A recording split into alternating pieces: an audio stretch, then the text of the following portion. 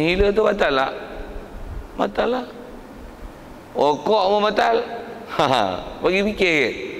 Rokok dengan inhaler ni mana lebih nyata ainnya tu? Lebih nyata inhaler ainnya daripada rokok. Rokok tu perasan asap je, tak perasan motar ada yang masuk tu. Tapi macam mana pun, jawapan dah betul, memang isap rokok batal puasa. Batal pasal apa? Tu tak jawab ni. Siapa? Pasal ada ain. Maksudnya dia bukan asap. Berbanding dengan orang ada bakar sampah, tuan-tuan terbau asap tu. Macam mana? Tak apa. Dia bukan ada ain masuk. Kalau ada ain masuk bukan atas jalan sengaja, kerana luar kawal, kerana asap mungkin terlalu pekat, jelaga. Macam katalah ada kebakaran, orang bakar getas kerap ke apa ke dekat rumah kita, jelaga hitam habis, hidung pun korek-korek tu dia macam minyak tak tu, katalah gitu Jadi kalau hidung yang tu agak-agak dalam mulut masuk kita pun ludah-ludah tu dia karat hitam. Pasal apa? Pasal jelaga yang terlalu banyak dengan sebab pembakaran tadi, pembakaran getah, kerak dan sebagainya. Soal batal tak puasa? Pasal apa tak batal pula? Pasal yang tu bukan ain. Kalau ada ain pun, ain yang memang susah nak dikawal. Susah nak dikawal. Tapi kalau rokok batal. Siapa kata rokok tak batal, memang bengong gila punya. Tak saya tu tadi orang isap rokok tu. Kau isap rokok tak? Batal ke puasa? Batal ke? Asap je pun. Tengok dia angguk tak angguk. Kalau kita tengok betul kan, aku duduk agak lama lah. Asap tu tak apa. Sah bengong. Okey. Begitu juga tuan-tuan dalam bab-bab ni ada juga penyelenggaraan fakta tentang masalah ni lah, makan minum ni sampai pada rongga-rongga ni. Ada orang kata kita merasa makanan makruh. Fakta tu betul. Cuma huraian rasa tu. Macam mana rasa? Rasa ni maksudnya kita masak tu, ambil sedikit buang mulut, lepas tu itu makruh. Kan ada orang syarah macam tu, ustaz kan masuk TV, makruh ke? Batal puasa. Pasal apa? Makanlah tu, minumlah tu. Rasa ni tak tahu macam mana. Masuk mulut, gula cukup, ni cukup lemak. Tu rasa. Jadi rasa hanya menggunakan deria lidah untuk merasa manis, masam, pahit, itu saja. Atau seumpama rasa-rasa lain lah, 3 rasa ke 10 rasa ke apa ke, multi rasa ke, punya pasal lah tu. Tapi rasa tu menggunakan deria lidah, bukan nak melepaskan ain melalui makhraj huruf ha tu. Ada orang syarah juga dengan syarahan yang salah dalam bab tu. Kalau ikut rasanya dengan apa yang dulu pun pernah sebut, yang ni cuma dengan nisbah bahasa kitab sendiri yang disebut batal puasa, masukkan sesuatu ke dalam benda yang bernama rongga, jauh, sama ada di munfatih ataupun ghairu munfatih. Nak ambil perhatian sikit tentang ghairu munfatih. Pasal kalau ada orang faham masuk sesuatu dalam rongga tu batal, bagus dah. Tapi kadang-kadang dia hanya sempadan dengan batal ni ada rongga yang terbuka. Jadi kalau rongga tu tak terbuka, maksudnya dia tak ada punca, dia boleh masuk, yang tu tak batal. Macam masuk darah, kata dia tak batal, masuk darah batal. Pasal tu hukumnya masukkan satu ke dalam jauh yang munfatih. Istilahnya benda rongga yang terbuka. Terbuka, ghairu munfatih, yang tak terbuka. Cuma kalau ikut, dia boleh dibuka dan dia ada rongga. Ada sesuatu boleh diisi dalam dia. Ada sesuatu masuk sengaja, batal. Itu kalau ikut antara dia nak bagi orang yang akhir, tanda kata wal murad dikenaki dalam bab ni, kata sampai pada rongga tu, yang kita kena jaga ialah jaga jangan waktu puasa sehingga ada sesuatu yang bernama ain ataupun ma'ik. Asalnya benda tu dia jamid ataupun ma'ik, benda yang berpejal ataupun cair masuk melepasi makhraj huruf ha kalau mulut, ataupun nama jauh tadi tu. Jauh tu ialah jauh batin. Itu yang kita nak ambil faham lah. Soal kalau ada sekitar tu, masih cerita jauh apa tu. Ya.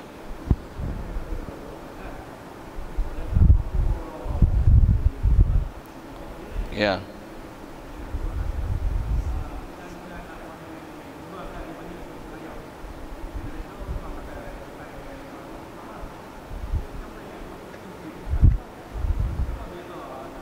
Oh, keluarkan mani dengan sengaja batal. Kencing tak batal. Apa beza? Memang beza bumi dengan langit weh. Air kencing boleh keluar begitu saja kan. Kita istilahnya rilis dia punya otak jeruk tu keluarlah. Air mani mana kencing macam keluar air kencing. Dia mesti dengan proses dan melibatkan syahwat. Satu antara, jadi kalau atas kata beza, tentulah beza dia. Jadi antara menyebabkan jadi batal itu pasal apa? Pasal dia melibatkan syahwat dan syahwat tu disengajakan. Jadi kaedah yang ada dalam fiqah, antara benda yang membatalkan puasa adalah keluar mani dengan sengaja. Itu batal. Sama ada sengaja itu sentuhan dia buat sendiri, isteri buat dia, tengok gambar, baca bahan, boleh ya. Yang istilahnya sengaja, batal lah. Jadi apa-apa yang di luar sengaja, macam kalau contoh budak-budak dia mimpi, tahu-tahu pegang-pegang, keluar pula dah. Yang tu tak sengaja, dia tidak membatalkan puasa. Pasal yang batal adalah syahwat yang disengajakan. Yang tu kot. Jadi beza dia di situlah. Jadi kalau yang tu juga, kalau sebut sekali lagi, dia termasuk dalam benda batal juga, cuma dia bukan kencing, tapi masalah keluar mani. Jadi keluar mani yang antara batal tu pasal dia membabitkan bab syahwat, macam mana ada bab jimat. Cuma bab jimat kalau ikut, bukan nanti keluar, bahkan diri jimat tu sendiri dah batal pasal ada istilah masuk memasuk. Itu kot sebut itu. Maksud saya jawab soalan lain.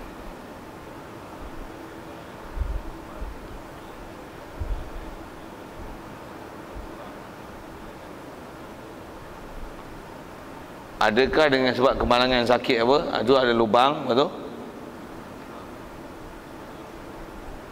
Ada lubang, lepas tu batal puasa. Betul? Okey. Adakah dipanggil sebagai rongga? Dia nak panggil rongga ni yang memang rongga lah. Kalau katalah jadi bahu dia kata cocok BCG, lepas tu dia jadi menanah, itu jadi lubang. Apa yang lubang tu? Daging tu lubang. Ataupun tertusuk paku besar tu, lubang. Jadi ada lubang di daging. Macam tu kot maksud yang lebih kurang tak? Ya betul lah tu, saya anggap tak salah soalan itu. Jadi lepas tu masuk air dalam lubang tu. Itulah maksudnya. Batal puasa tak? Jawab. Adakah itu dikira rongga? Tak. Itu isi lah. Macam antaranya pusat. Pusat ni rongga. Tak. Pusat bukan rongga. Maksud saya rongga ni rongga atas membatalkan puasa lah. Asal dulu sebelum kita dilahirkan dia rongga. Dan dia rongga masuk ke dalam badan. Melalui kita punya apa plasenta, apa tu, uri tu, yang tu sebagai saluran makanan masuk ke dalam perut kita. Itu masuk dalam rahim ibu. Adapun bila dah dilahirkan, bila potong, jadi ada istilah pusat dalam, pusat luar tu. Yang pusat dalam tu memang ada lubang, tapi lubang tu adalah bukan rongga. Jadi kalau kata lubang tu dalam, pusat tu jolok masuk jari dalam tu, tak nampak jari, boleh masuk jari, batal puasa tak? Jawab. Tidak. Okay. Ni BCG saya sebut, danah dalam lubang tak, paku tak, apa saja semua tu kot tak batal lah. Jadi yang tu tak dipanggil jauh. Jauh ni yang memang jauh, ni yang originally dia ada rongga. Originally, gunakan bahasa original tu kot, mudah faham sikit. Dia bukan baru jadi lubang, tapi originally dia memang ada rongga yang salur darah, nafasan, antara kulit tepung kepala dengan otak, perut, diafragma, kemaluan, kubul, dubur, itu semua istilah rongga jauh. Lain kalau ada.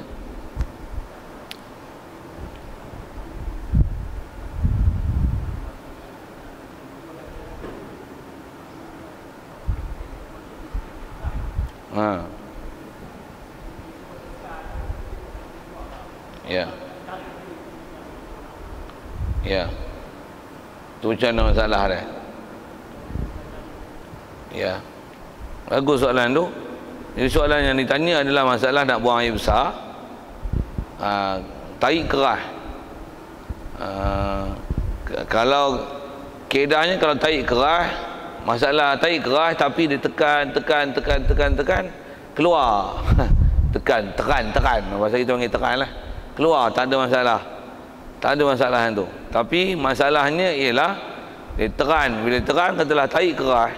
Keras ni maksudnya bila dia jerat, kemut, tak putus. Tapi dia jentat naik atas balik. Situlah masalah dalam bahas fikah. Atas kita bicara dobit batal tak batal tu masuk satu dalam rongga. Bila kita jerat nak pergi putih, kemut tu tak ada. Tarik tu pun asal panjang, naik kelik.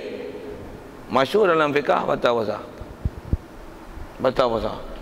Jadi atas soalan saya batal.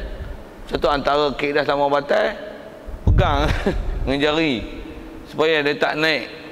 Macam mana pun atas dobit fiqah dia sebut ginilah, kalau boleh jenis orang tarik keras macam ni elakkan daripada buang air besar di siang hari.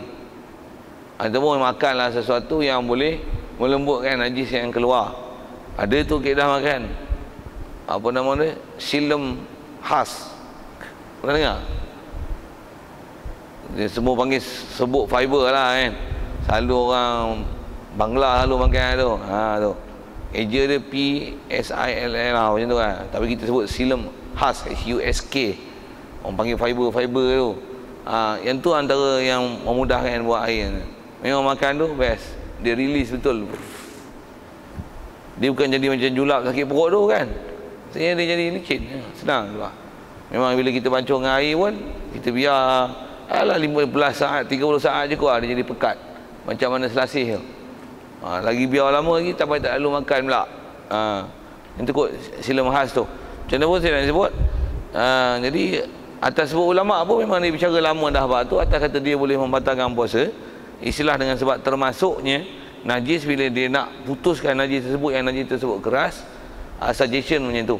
Macam mana pun dia kata taklah pula dilarang buang najis air besar siang hari. Pasal tak buang najis sedangkan kita sakit perut, nak kena buang najis, tak buang najis menderita kan, nangis meleleh air mata weh. Sakit kan. Itu boleh ke buang-buang. Cuma kita bicara nak mengelakkan daripada ada nama mubtilat, benda yang membatalkan puasa, yang memang dikemut tu sengaja membatalkan puasa. Kerana membatal pun jika ada sesuatu yang masuk, keluar tak betul. Bisa keluar tu keluar najis, bukan keluar mani jadi. Jadi maksudnya kalau kata korek dengan jari pun batal lah. Satu, kita tak disuruh korek. Begitu juga sikit kalau sebut tu tentang korek tu. Korek ni pun tak tahu, kadang-kadang saya nak sebut gini, saya sendiri pun ada orang biasa duk tanya bab-bab ni. Mungkin dia orang terima ilmu cara mencuci tu masing-masing punya cara terima kot belajar daripada cara yang tak betul ke saya tak tahu. Tapi ada orang macam ni, dia bersuci waktu buang air besar ni bukan saja cuci basuh, tapi dia ajar korek. Maksudnya kalau kubur dubur macam tu, dia ajar masukkan jari, clearkan dekat mulutnya tu. Ada orang diasuh bersuci daripada air besar dengan kaifiat macam tu. Kalau ikut seingat saya, tak ada kitab yang sebut gitu. Tak ada. Untuk payah kena buasir.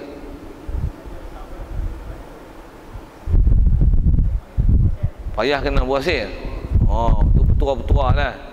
Macam mana pun dah, kalau atas kita petua tu satu hal. Macam mana pun bila bab puasa hang tak boleh buat. Dia pasal membatalkan puasa. Bahkan kalau kita belajar dalam fiqh, dia ada masalahnya ni, itu kita sebut bab puasa. Masalah katalah bab puasa itu satu hal lah, dia ada teknik mencegah penyakit. Serupa masalah ni ialah orang perempuan yang istihadah. Maksudnya dia bukan haid, tapi darah keluar, dia kena bersuci. Dan kita bukan masalah dia kata dicuci dengan masukkan jari tu tak, tapi dia nak sumbat tu. Bila darah duk keluar, memang asal perintah pada wanita yang istihadah setelah disucikan apa yang sepatutnya, yang zahir itu, untuk supaya mengelakkan ada cairan yang keluar supaya dia boleh sembahyang dengan sah, adalah sumbat. Jika bukan bulan puasa, kalau sumbat itu tak menyusahkan dia, tak mensakitkan dia, wajib sumbat. Tapi kalau dalam bulan puasa, sekalipun menyumbat di situ tak menyakitkan dia, dan itu kaedah memberhentikan darah daripada berceceran keluar, dalam bulan puasa dia tak boleh sumbat, bahkan hanya cawat. Kerana menyumbat itu istilahnya memasukkan satu dalam rongga, dan dia ialah membatalkan puasa. Tu. Pekah siap tuan. Satu sikit lagi kalau kebal sinjak ni. Kalau tuan-tuan nak cuci pun dengan kaedah buang air besar, kod ada petua mengerakkan kena buasi itu satu hal lah. Macam mana pun bila bulan puasa, kalau tak bulan puasa pun, kalau tuan-tuan puasa, untuk istinja air besar jangan dimasukkan jari ke dalam bahagian dubur. Masukkan walaupun sekadar ruas jari yang pertama ke dalam dubur, dia adalah membatalkan puasa, kasar istilahnya memasukkan sesuatu ke dalam rongga. Kalau ada bahas fiqh pun, cuma yang ni ada khilaf. Tak mana orang buasi, yang dia dah buasi dah, bukan mencegah buasi, dia dah buasi keluar usus dia. Ada orang keluar tu dengan keluar bengkak saja. Ada orang dia keluar dengan usus-usus tu panjang, ngandang besar, panjang kan keluar tu, dia berak je terkeluar. Untuk macam mana dia nak masukkan balik, dia terpaksa gunakan jari, tolak. Jadi yang ujung tu pun nanti pasal tolak. Soal, adakah itu memasukkan sesuatu ke dalam rongga? Situ lah. Atas sebut ulama, itu bukan masukkan sesuatu ke dalam rongga. Itu istilahnya parking balik. Parking balik usus yang ada kat dalam, dia terkeluar. Parking balik, guna bahasa parking itulah. Untuk mudah faham, jadi saya nak guna bahasa tu. Macam mana pun ada ulama mengatakan batal. Pasal dia kata itu pun memang benda keluar, masukkan dalam balik. Macam mana pun itulah. Seingat saya, kalau atas bahas yang kuat disebut ulama mengatakan buasir, apa yang keluar itu tak membatalkan puasa. Begitu juga dengan untuk dia nak normalizekan dia balik, dengan dia memasukkan semula, walaupun dengan bantuan jari, jika tak boleh masuk, melainkan dengan jari itu membantukan memasukkan balik usus dia yang terkeluar itu, dubur dia yang terkeluar itu tak membatalkan puasa, mengikut yang kuat yang bahas ulama. Pasal dia tak termasuk dalam benda asing yang dimasukkan, bukan. Okey, ada lain?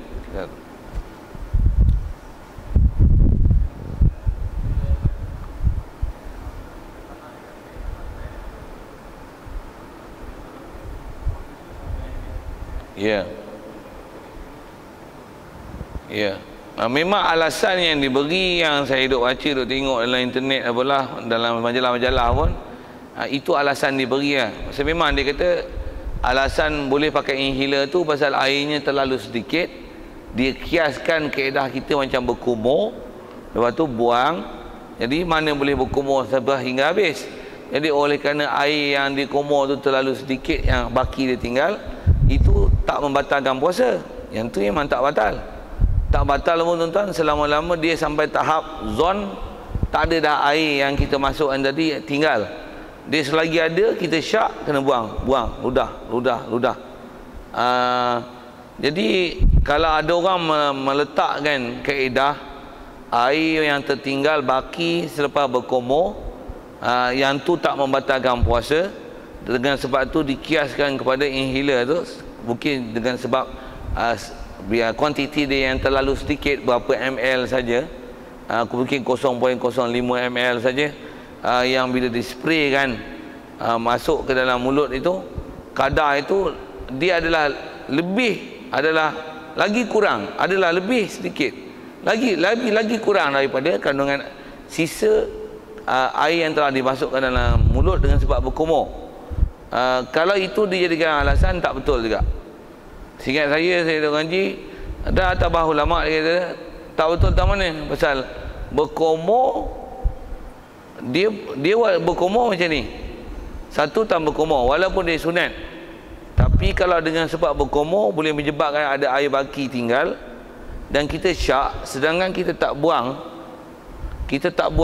tak ludah, batal puasa. Apatah lagi memang yakin, memang batal puasa. Sikit ke kumur-kumur itu. Dan sekiranya pula begini pula, kalau kita berkumur-kumur, memang berkumur-kumur sunat, masih ada sunat, tetapi dengan sebab berkumur-kumur, apatah lagi jika kita memutarkan air dalam mulut, dia tengok pluk, tertelan, tu tapi berkumur-kumur sengaja. Sikit soal, tuan-tuan jawab macam mana? Batal tak puasa? Batal puasa. Dia kata tak sengaja tang telan, tapi yang sengaja kumur, dah sengaja putak, batal puasa. Batal puasa. Itu hukum sengaja membuat perkara yang boleh membatalkan puasa. Walaupun masuk air itu tak sengaja, termasuk, tapi hang putak tu hang sengaja. Macam hang masuk dalam air, rendam sekerat pinggang, tu kentut, batal puasa. Tadi bukan sengaja, dah kentut, ayak masuk dalam punggung, hang pergi gatai masuk dalam pungkok dalam ayak apa tu. Dia punya bahasa macam tu lah. Jadi kalau nak kiaskan inhaler tu kepada berkumur, tak betul. Pasal inhaler tu kita bukan ikhtiar untuk membuang, tapi ikhtiar untuk masuk. Tak betul. Itu dipanggil kias salah. Tak betul kaedah cara berfikir dia. Jadi nak kias tahu mana tang sikit, tak betul. Kumur-kumur sikit pun kaedah dia buang. Ini sikit masuk dengan sengaja, betul. Itu kot. Memang dalam seingat saya artikel yang ada duk baca waktu tu, dia meletakkan itu sebagai alasan untuk membolehkan memakai inhaler. Tak betul. Kalau ikut dalam fiqah, nak kata je ni, pasal kaedah kita, dia walaupun sedikit dia membatalkan. Katalah kita dah lepas makan, dah cuci mulut apa, lepas bersahur, semayang subuh, tengah semayang berasa mungkin lubang gigi kita ada celah-celah gusi gigi apa, lubang-lubang kan, kita berasa macam sambal. Rasa macam sambal. Alah, bukan sambal, dah cuci mulut bersih dah, rasa macam sambal dia. Untuk tuan-tuan duk faham selalu macam mana? Batal? Batal lah. Boleh tak kata gini? Alah, sikit je. Batal tak? Walaupun sikit dia batal. Yang tu lah, asal nak sebut inhaler tu. Dan memang dia kata memang ada benda masuk, tapi kerana sikit dah batal. Kalau ada yang dalam fiqah yang dimaafkan ialah macam ni. Yang tu pula tu antara yang memang maaf kalau tak sengaja. Misalnya kawasan panas, berdebu, kawasan orang duk angkut tanah pula tanah merah, berdebu, tu masuk habis hidung semua. Yang tu luar kawalan, tak apa. Macam sebut jelaga apa tadi, luar kawalan pergian. Ataupun jenis orang buat kuih bulan puasa kalau dulu kan dia blender, masuk pergi hantar gula kat kilang, mising gula bagi jadi gebu, nak buat kuih bangkit lah apa semua tu. Kalau lepas tu dia ayak pula, ayak siap tutup ke muka kan, tak nak bagi gula masuk. Macam mana pun kalau macam ni ya. Dalam fiqah dia memang ada bahas. Dia apa? Kalau benda tu yang memang tutup macam mana pun dia akan manis tak? Macam mana pun dia tak kaedah untuk pelihara puasa. Kalau memang ada ain yang masuk, maksudnya dia tutup siap dah, tapi benda tu halus kan, dia akan berasa manis. Macam mana? Sebaiknya kau mau buang. Tapi kalau sampai tahap tak boleh dipelihara, macam mana? Dimaafkan. Yang tu pun tak boleh pelihara. Ni bukan tak boleh pelihara, Jadi tak betul kias tu. Saya nak tunjukkan tak betul ni kias tu. Dan meletakkan alasan air berkumur yang baki itu sebagai alasan membolehkan pakai inhaler, satu kaedah kias yang salah. Tak betul. Kaedah kias sivil, kalau saya guna bahasa itu, kaedah kias yang sivil. Sekali kalau saya sebut kaedah masih bak kumur, katalah kita gosok gigi 6.30 ni bangun tidur gosok gigi, kita yang masuk yang benda tu, toothpaste tu, kumur, duk rasa lagi ubat gigi. Macam ni? Selagi duk rasa, selagi istilahnya kita tidak yakin ataupun zon, sangkaan kuat, dah tak ada dah ubat gigi ataupun kesan-kesan dia di dalam mulut. Kalau ada pun adalah kesan ubat gigi yang tak boleh dihilangkan dengan sebab bau dan sebagainya yang susah nak dihilangkan. Itu saja. Ada pun rasa dan ain ubat gigi dah dihilangkan. Memang masuk, tidak akan ada apa-apa lagi yang di air yang di kumur itu, kesan buih dan sebagainya. Setakat tu saja yang tinggal. Dah buang habis dah, sama ada yakin buang dengan habis ataupun zon sangkaan dah buang habis, dimaafkan apa yang tinggal. Tu ada. Jadi kaedahnya pun buang. Yang ni Jadi itu kata kias tu kias tak betul. Itu kot. Masa saya jawab salah, panjang sikit lah. Ada lain masih buat puasa.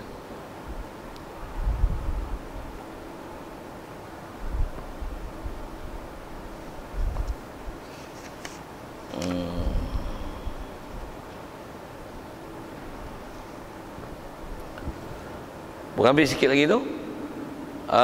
Wasalisu, perkara yang ketiga boleh membatalkan puasa adalah al-hiqnatu. Al-hukna fi ahadis sabilain adalah al-hiqna, dia terjemah tu suntikan ubat, fi ahadis sabilain, pada salah satu daripada dua jalan. Istilah dua jalan tu bahasa kita selalu pakai kubul dubur. Masuk ubat suntik ikut kubul dubur, batal. Terang-terang dalam kitab sebut. Itu kalau sebut suntik ubat, ni tak suntik ubat, masuk alat je, batal tak? Batal. Istilahnya memasukkan sesuatu. Jadi suntikan ubat pada salah satu daripada dua jalan. Baik, wahwa dawaun yuhqanu bihi al-maridu fi qubulin au duburin al-mu'abbaru anha fil batni bi ahadi sabilain. Kata dia al-hiqnah itu adalah ubat yang disuntik, yang dicocok dengan ubat tersebut akan orang sakit, suntik melalui fi kubul, pada kemaluan depan, al-dubur ataupun kemaluan belakang. Yang depan dan belakang itu, kubul dubur tu dibahasakan oleh pengarang kitab dengan bahasanya ahadis sabilain, dengan salah satu dua jalan. Jadi dua jalan tu kubul dubur. Jadi kubul dubur macam tu, kubul lubang kecil depan, dubur lubang buang air besar. Itu kalau orang tanya yang perempuan punya keluar haid tu macam mana, itu hukum kubul. Satu orang perempuan, dia bukan sabilain, dia salah satu subul, 3 lubang. Kita 2 lubang. Tak faham tanya lain. Macam pun batal ke? Kaifiat yang sama. Maksudnya ada sesuatu masuk ke dalam lubang tersebut, batal. Batal puasa. Baik. Warabi'u,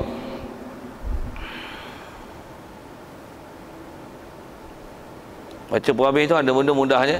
Yang keempatnya al-qai'u amdan, adalah muntah sengaja. Jadi fa'il lam yata'ammad, kalau dia tak sengaja dengan muntah, lam yabtul somu, tak batal oleh puasa dia, kama sabaqa. Jelas rasanya bab muntah pun kita pernah sentuh dulu.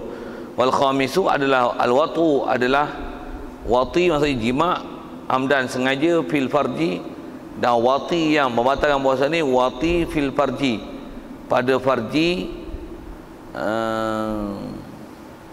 Pada farji, istilah farji ini mana-mana lubang terbuka pada kubul dubur dipanggil farjun. Kalau ada buat perbuatan jima di situ, batal puasa.